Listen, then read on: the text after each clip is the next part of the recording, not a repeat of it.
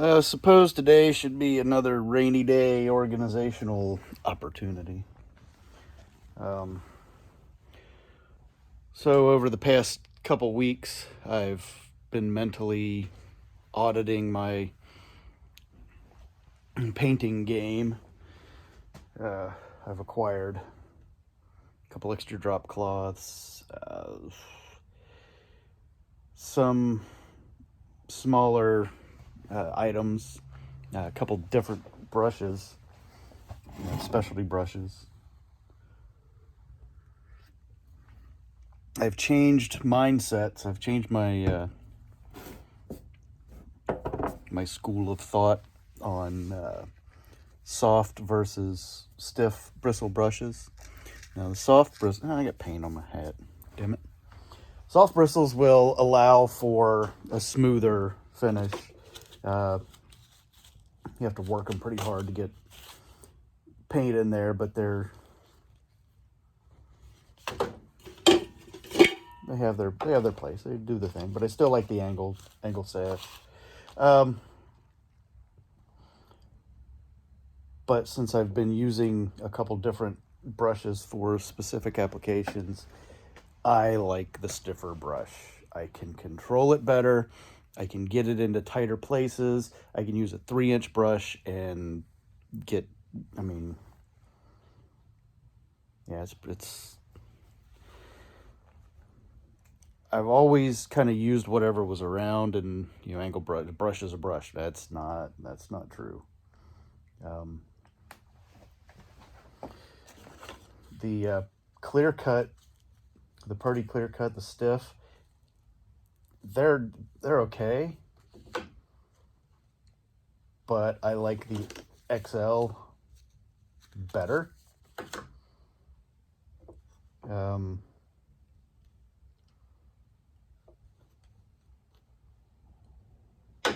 And I like the I don't know, I'm in between. I know what I like.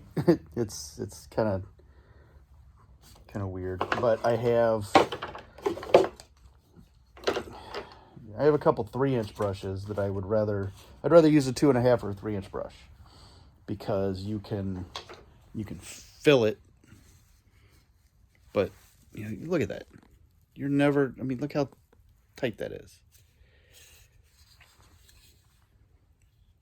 This is kind of beat up and allowed to have a little bit more paint on it than I like, but it happens. It's easily remedied with a little bit of time. It's not going to hurt anything. I mean, if I let it go, it'll get out of hand, but for the most part, you see how it's tapered? I mean, you can't really see. It's kind of fanned out because I dried it and beat it and kind of ran off to do something else. But actually, I don't think I have the cover for this. Been trying to think of a way to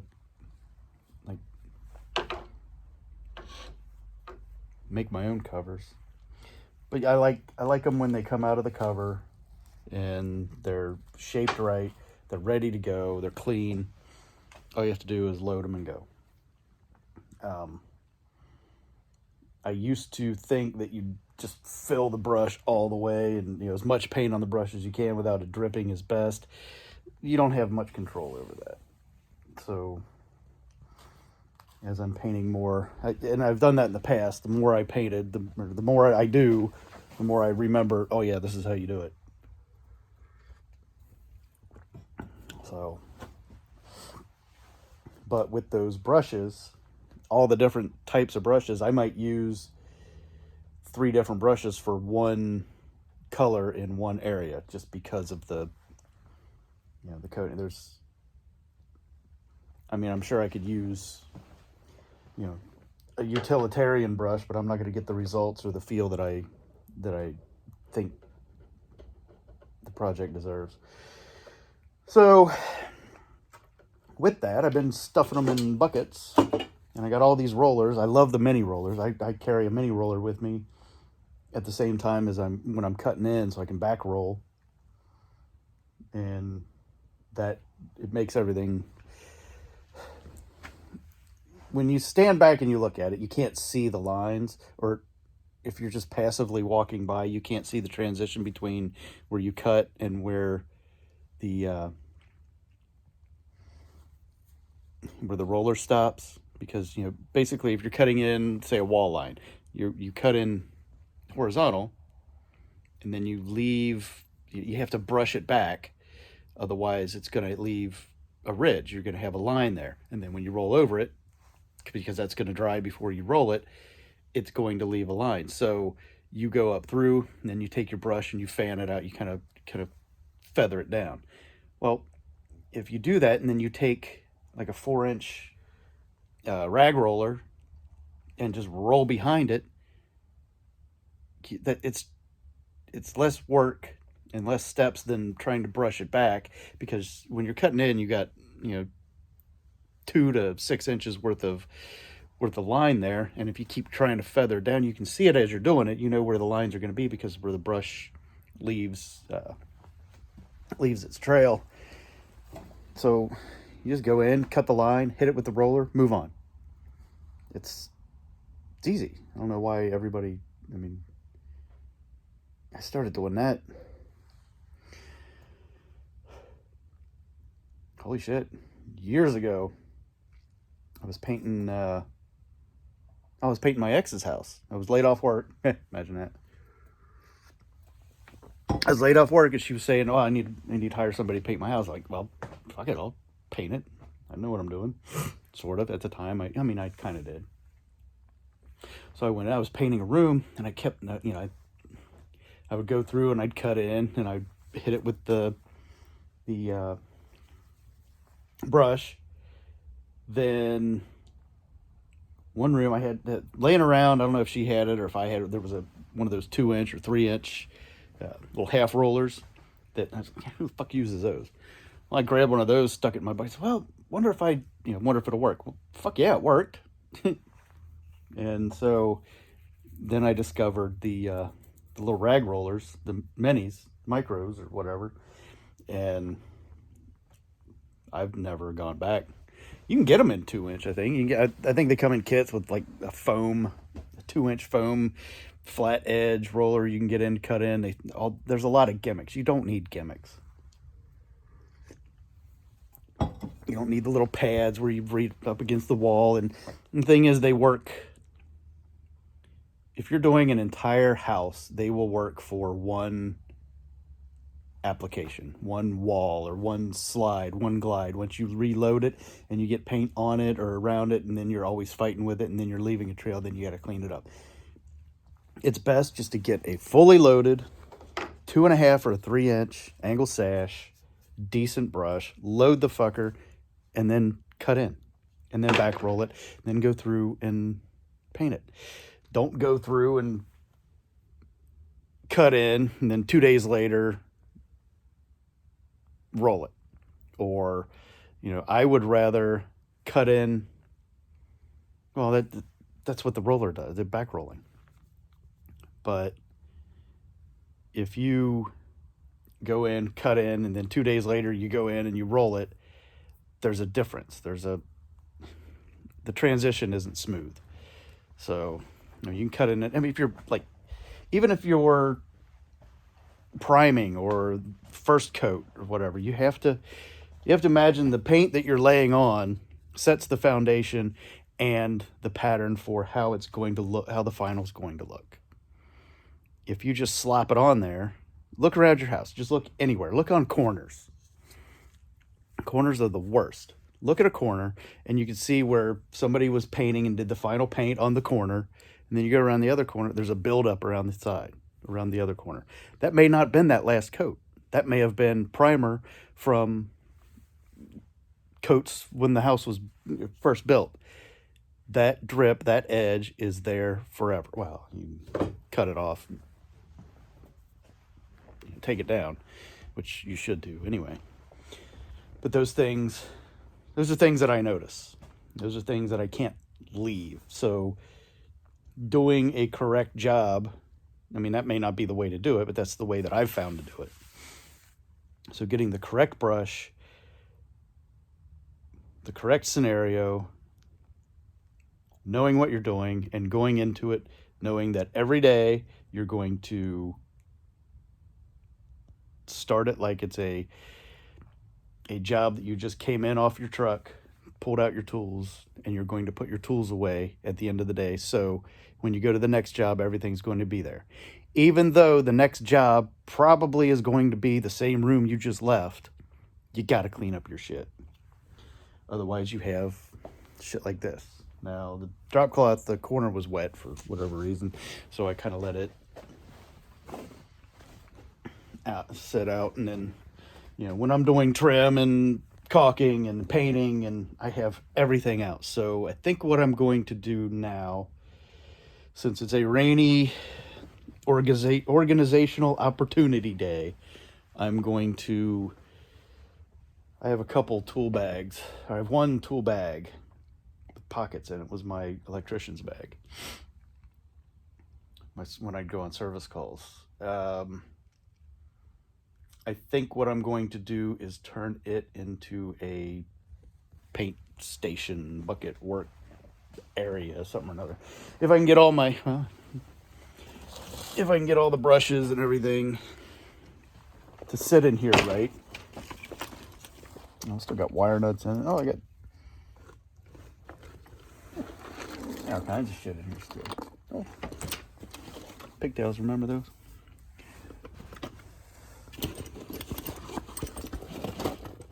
Got a bucket of Wagos. Split bolt. Oh, there's the whatever that is. So I might turn this into a my painter's bucket. I mean, I have specialty toolboxes. I have one for just plumbing because I do that so infrequently that you just have everything right in one place, because I really don't have a lot of need for large storage on that realm. Just the small hand tools. But there's a lot to be said for having a tool in that location, like having the pipe cutter, a screwdriver just in that box. Yes, it's an extra tool. I might have 20 of the same screwdrivers, but they're where I need them when I need them. Instead of having one to do everything, you need to have that, and it has a place, and it has, that when it's not there, it's either missing or needs to be replaced. Not that you took it and, oh yeah, I was doing, I was fixing the disposal and I used my painting screwdriver for that. It might not work for you. That's how I want to do it. I don't have, that screwdriver, that extra, and I don't like buying cheap screwdrivers. I won't spend $3 just to have a screwdriver and thing, because when I want it to work, I want it to fucking work. So, I'll spend an extra $30 just in screwdrivers and a pair of pliers and those items that I know could come up with that scenario, and leave it in that box, and that's where it is. May use it once a year, may not use it for 3 years, but it's there when I do need it. So there's going to be a lot of duplicates, and it feels kind of weird. It's like, well, I already have one of those. Well, I have one of those for this setup. Like all my mechanic stuff, my garage working tools, all my mechanics shit. My 1/2 inch, all my 3/8, 1/4 inch drives, other items, and then, come up with bullshit, fucking couple files.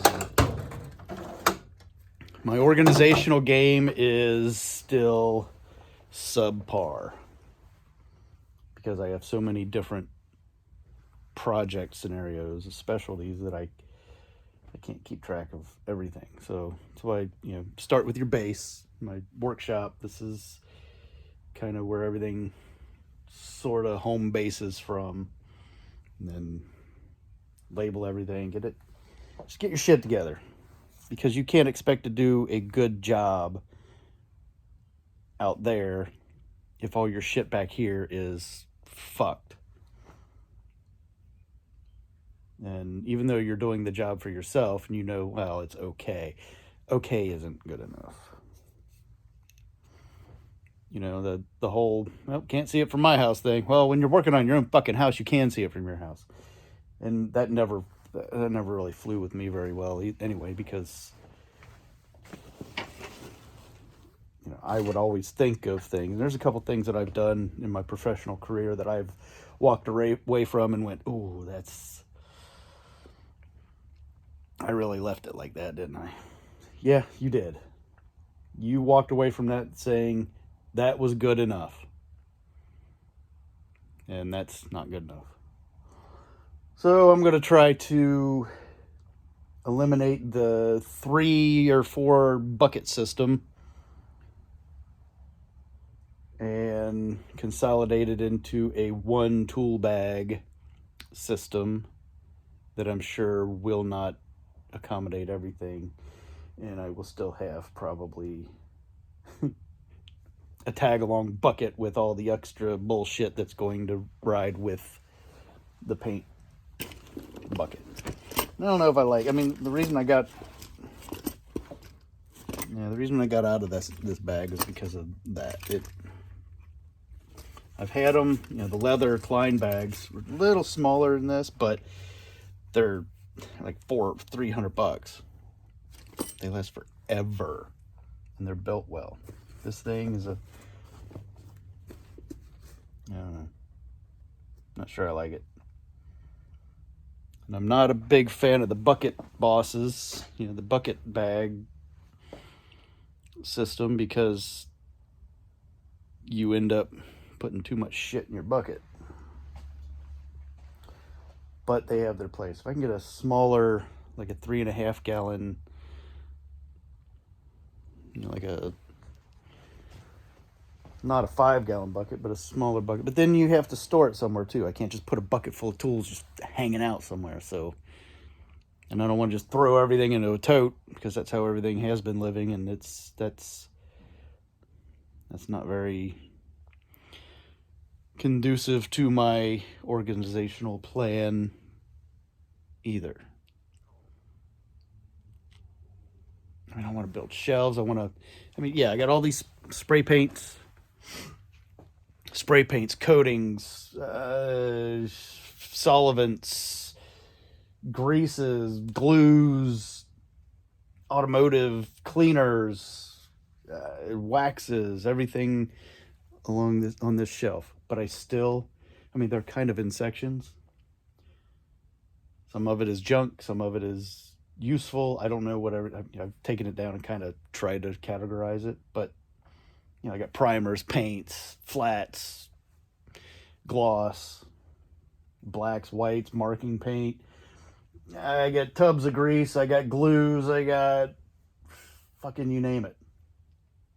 But what I want to do still is I want to partition this off and be able to, yes, this is just for this. Yes, you lose a little bit of space when you partition, but you also gain the convenience of organization. And I think that outweighs the loss of space. Or say I put, make that a 32-inch shelf and put a little shelf on top of it, and I'm married to that now. Well, I'm handy. I can move shit around. It's not, just like marriages. You're not married to it. I mean, you're married to it, but they're not hard to get out of. There's a reason you need change, because things change. You need to adapt to the change. If shit isn't working out for you, don't force it to work out for you. Fucking change it. Make it work. Don't go into a project every time and go, I really don't want to do this because, well, that's dumb. That's really dumb. Why would you even start a project knowing that you don't want to do it? Well, I mean, sometimes you have to. But on these down days, instead of sitting around going, what can I do? I need a fucking get out here and do something. This is what I'll do on this day. I will organize my shit, and I'll put it in the bucket or in the bag, and if it doesn't work, I'll buy a goddamn bag that will work, because I know exactly what I want after I put it together. And that's kind of how it has to fly sometimes. That's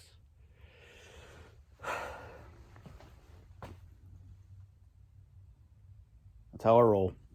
Holy shit, 20 goddamn minutes. Anyway, all right, fuck off. I got shit to do.